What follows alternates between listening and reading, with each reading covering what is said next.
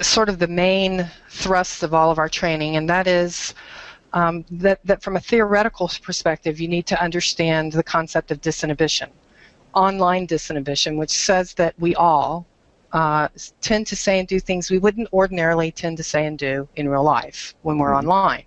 And Facebook is a perfect example of that. So I have seen some of my friends over the years do things on Facebook that I never imagined that they would do in real life. So disinhibition exists both in casual conversation and in therapeutic conversations. So being aware that you have the capacity to be disinhibited, and so does your client, is one of the first things you need to understand when you're working online.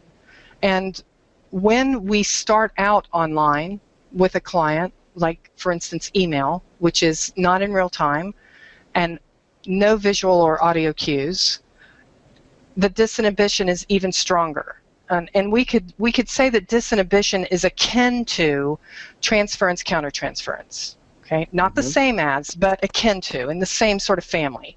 So when you're seeing somebody via email and you don't have the usual cues, and then you bring them into a face-to-face session, either via video or in person, that process is much more difficult because you're adding cues in than it is to take somebody from a in-person session or video session down to an email session by itself, because you're removing cues.